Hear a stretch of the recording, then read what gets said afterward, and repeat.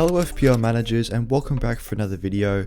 Today we talk about the knee-jerk reaction for Game Week 3. Don't forget to leave a like if you enjoyed the video and subscribe as it really helps out the channel. If you haven't already, look out for some other Game Week 3 content that will be coming your way shortly. And with that being said, let's jump into the video. So today we're going to have a look at the 3 most transferred in and 3 most transferred out players by FPL managers so far this game week, and give a recommendation to you guys as to whether or not you should go with the crowd and bring these players into your teams or release them from your squads. So starting off with the most transferred in players this game week, beginning with Gabrielle Martinelli. Martinelli is the most sought after player for Game Week 3 as he's earned himself 230,000 new owners after getting a goal in Game Week 2. He was very impressive once again in this game week in Arsenal's 4-2 win over Leicester, with his very good long range strike from Gabrielle Jesus' assist. He's one that looks to be excellent value in the middle of the park at just £6.1 million currently.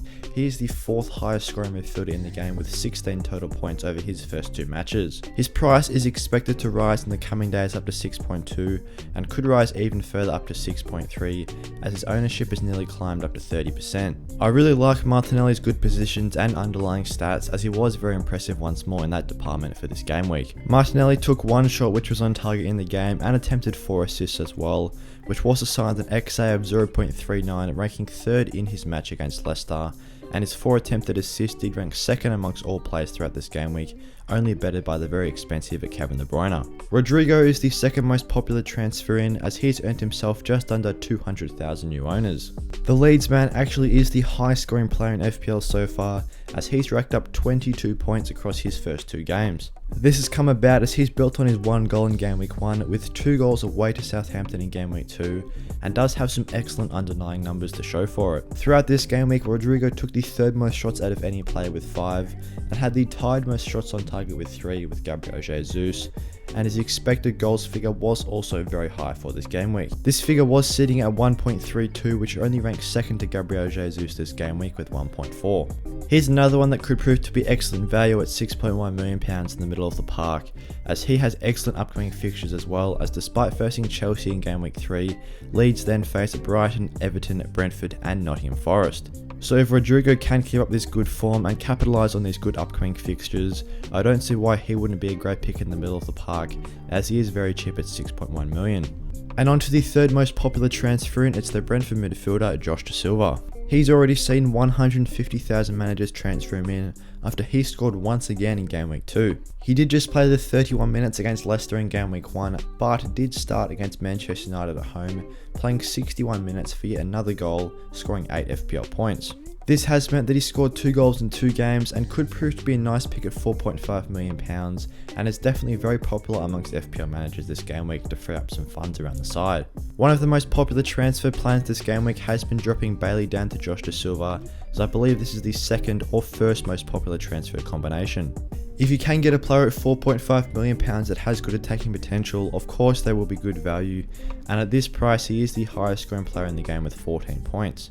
I would definitely expect Josh Silva's price to rise up to £4.6 million very shortly, so I can see the temptation to bring him into the squad as Brentford also have good upcoming fixtures. The Bees face Fulham in Game Week 3, followed up by Everton, Palace, Leeds and Southampton, so I do think over the next 5 they do have those favourable fixtures for De Silva to potentially get on the score sheet once more. Looking to the most transferred out players so far this week, starting off with Philippe Coutinho, he's nearly seen 170,000 managers move him on. He was disappointing in Game Week 2 and not providing any attacking returns for his 59 minutes of game time, as he also picked up a yellow card, scoring 0 points. He did have to get taken off early with a slight injury there, so it'll be interesting to see whether he's going to be starting the next Aston Villa game, but I really think at £7 million there are better options in the middle of the park, as we have harder with Martinelli and Rodrigo with the top transfers in. Coutinho typically doesn't have very good underlying numbers, and this was the case once again in Game Week 2. Throughout his 59 minutes of game time, Coutinho took 0 shots and attempted 0 assists, with an XG and XA combined of 0.00. Furthermore, Aston Villa's good starting fixture run is coming to a close, as despite facing Crystal Palace in Game Week 3, they then have to match up against West Ham, Arsenal, Manchester City and Leicester as their next 4 opponents. So for now, I definitely do think Philippe Coutinho is a good transfer out, as he doesn't really provide much attacking potential and has bad upcoming fixtures. Marcus Rashford is another popular player to leave the squads, as he's seen over 100,000 managers transfer him out, as his ownership has dropped below 9%. His price has also decreased to £6.4 million, and this could potentially decrease further due to the mass managers moving him on. Manchester United were obviously very poor in Game Week 2, losing 4-0 to Brentford, and their fixtures don't get much easier, facing Liverpool in Game Week 3, Southampton in Game Week 4, and then Leicester and Arsenal as their next 2 fixtures. Rashford did take 2 shots, none of which were on target, but also attempted 2 assists.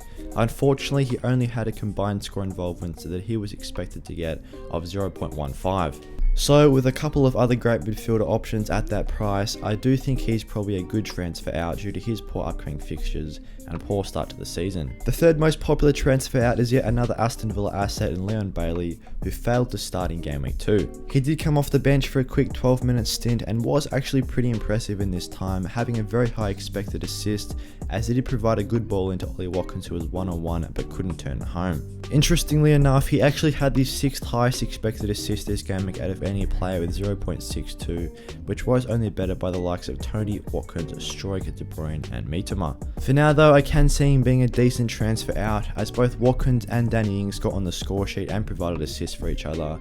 So I do think Aston Villa will run that 2-striker formation once more, which sees Leon Bailey drop to the bench again. Also, I was very impressed with Buendia when he came on for Aston Villa, so I do think if there's going to be a new start in that side, it's probably going to be Buendia. So of course, for that reason, I think Bailey's probably a good option to move out. So with these most popular transfers in mind, let's have a look at our Game Week 3 transfer watch list. Of course, Rodrigo has to feature on here after he was one of the highest scoring players this game week with 15 points, as he's now made it 3 goals in his first 2 games for Leeds. Leeds definitely do have good upcoming fixtures, as despite facing Chelsea at home as their next opponent, they do have a very good extended run, so he could definitely be a nice option at around £6 million in the midfield. Ollie Watkins definitely impressed in his first start for Aston Villa, pulling off 11 points in Game Week 2, getting 2 assists and looking very involved in their attack. Villa still had that decent fixture of Crystal Palace away in Game Week 3, and I do think if Watkins can string together some starts, he could prove to be a nice differential to watch in the forward line.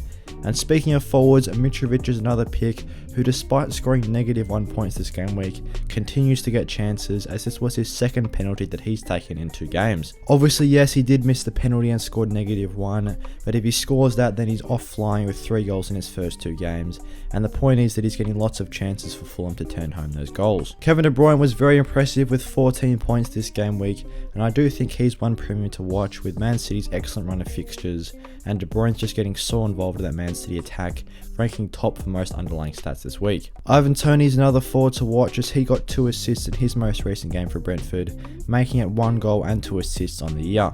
Brentford is a team that has an excellent run of extended fixtures, so with Fulham away in Game Week 3, he is definitely one to watch in the forward line. And to cap it off, Phil Foden comes into that Man City midfield with 9 points in his first half performance against the likes of Bournemouth in Game Week 2, and he could prove to be another good option to watch if he can string together some starts for Man City as well. Thanks for watching today's video. If you guys want to become a channel member, then click the join button down below and get featured on the members board at the end of the videos, just like Philip Ash here. Also, don't forget to leave a like and subscribe to show support for the channel, and click the notification bell. And with that being said, I'll see you guys in the next one.